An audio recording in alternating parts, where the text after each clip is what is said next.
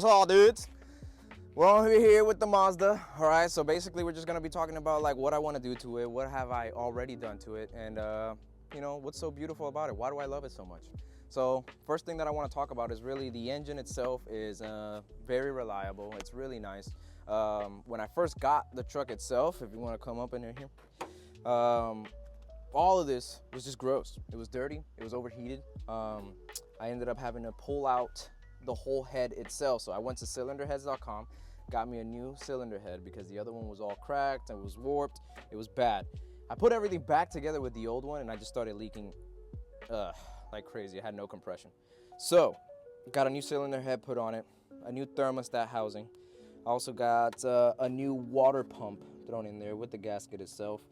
Again, cylinder head, the head gasket, and then put everything back, and then I started driving it as my daily for like maybe, I want to say like 7 months.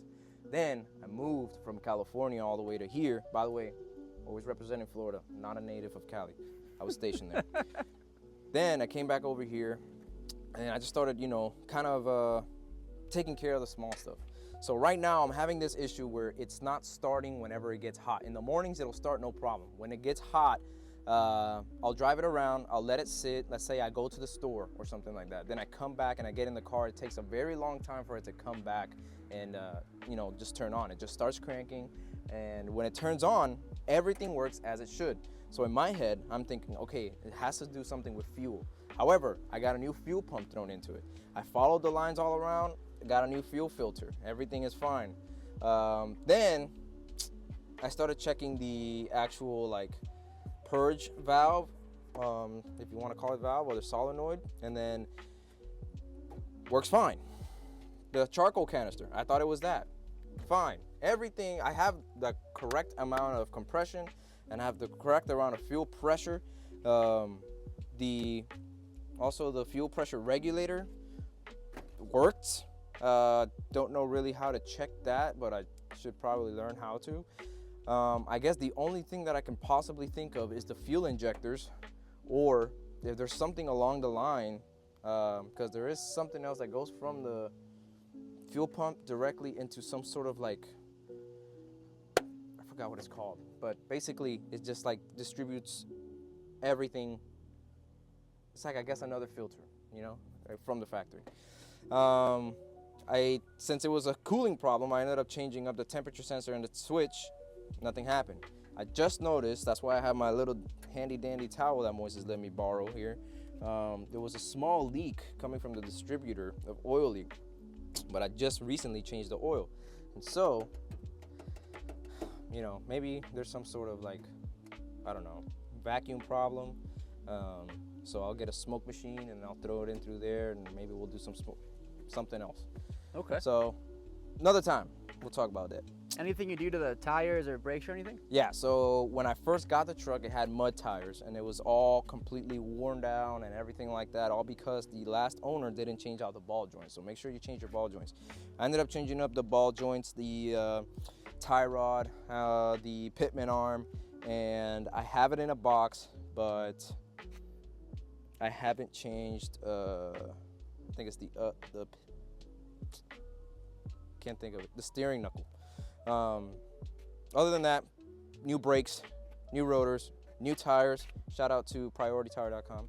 And then I ended up also changing out to new shocks. And I think I'm actually gonna change them again because they ride nice, but the only thing is that the other one over there was dirty. Once it got a little bit of dirt, it kind of went down on me, but then I ended up just putting some play into it and it came back up. Now the next best thing, I guess, would be the inside.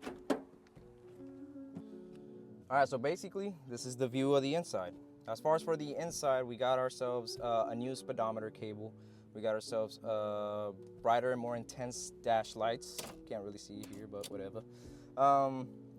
Then, when I first got the truck, the stick shift itself has some John Deere weird knob, and we ended up putting back the original. New steering wheel as well, because this one was, or correction, the back one, old one was all broken and mangled up and whatever, mostly on the outside. And then I got this from a junkyard. Other than that, That's basically it. Everything else, super nice. I changed up the tint. Everything's clean. Is that radio factory? Factory, no. So the last owner ended up putting the Alpine on here, and it works phenomenal. Bluetooth, USB, all new speakers all around as well too. So much better than what it was before, and it works for me. You know how we want to keep our car stock and everything like that. However, this is the one thing that I wouldn't change. As far as the next best thing that I've got for it was this little cab. So this cab, I actually bought it from some guy over in Cali too. Super nice guy, 180 bucks, and I found it over in Facebook Marketplace. What he had in the back was some, I don't know, pieces of wood that he used for his truck, as far as for his company or something that he had. And so I ended up taking them out from the inside, put them on the top because they already had the holes drilled into it. And then I stained the wood. Then I grabbed a roof rack that was already on my old Jeep Commander, and then I had it in storage for a while and bolted it on using some pipe clamps. Now remember, we're not doing this because we're rich. We're not doing this because, you know, we have all the money in the world. We're doing this because it's just fun. You know, car guys are car guys. And it works. And it works, exactly. The little styrofoam that I put at the top is on to hold my canoe and it doesn't scratch it.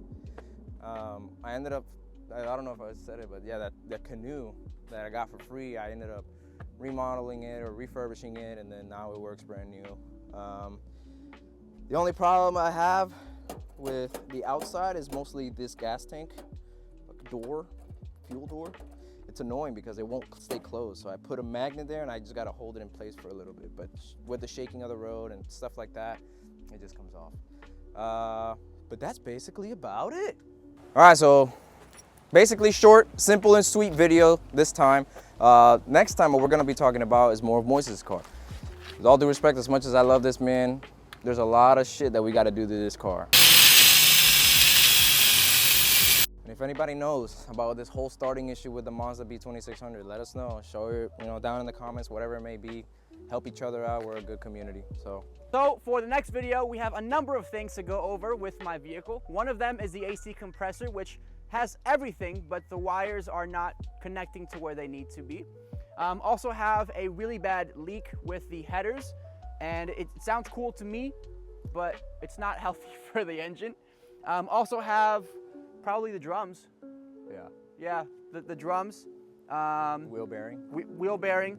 And eventually the biggest job that I have to do with this is the transmission rebuild, because the synchronizer on my 5th gear has left us. So it doesn't hold 5th gear. R.I.P. Yeah, R.I.P. R.I.P. synchronizer.